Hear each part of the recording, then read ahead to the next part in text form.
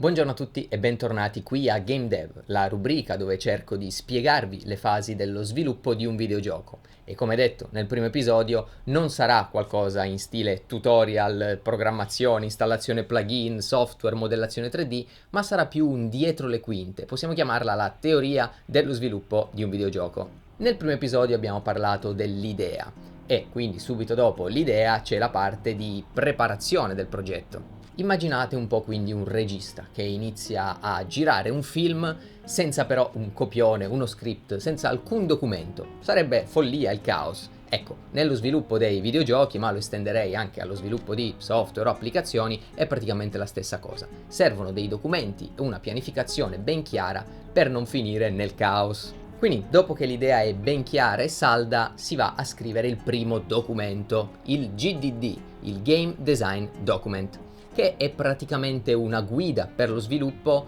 così che ogni parte del gioco sia ben chiara, dal design, dal level design, dai livelli, la storia, i personaggi, il gameplay, qualsiasi cosa. Questo proprio perché tutte le parti in gioco dello sviluppo, tutti i vari reparti devono avere ben chiaro che cosa si sta andando a fare. Dopodiché si stabiliscono gli obiettivi chiave, insomma si va a fare una lista delle task e delle varie scadenze. E qui entrano in gioco tante figure professionali differenti, project manager, game designer, art director e tutte le varie figure che rappresentano i vari reparti dello sviluppo. Chiaramente capiamo che in uno sviluppo indie questo non è possibile e solitamente, come già detto in precedenza, ci si ritrova con una o due persone a ricoprire tutti quanti i ruoli. Questo è inevitabile.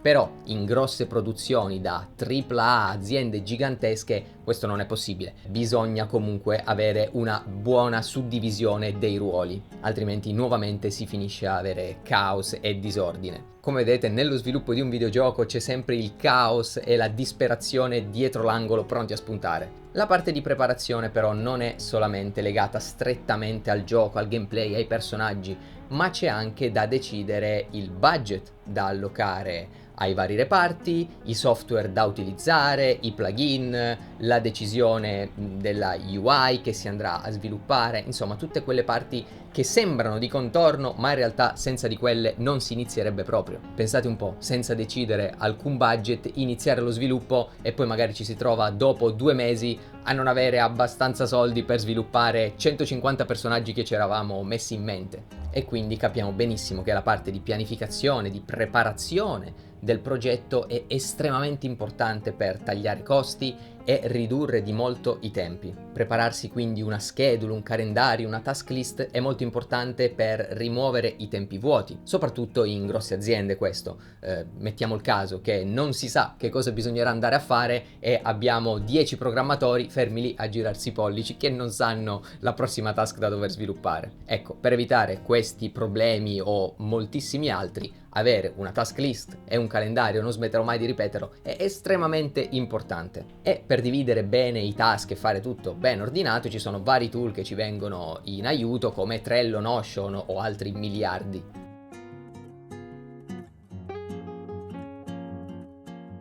Il secondo episodio si conclude qui, dove abbiamo parlato di preparazione del progetto. Fatemi sapere in un commento se anche voi avete mai progettato oppure gestito un piccolo progetto o un grosso progetto. Sono anche curioso di sapere se pensate sia più facile lavorare in un piccolo team o in un grande team e noi ci vediamo nel prossimo episodio. A presto, un saluto!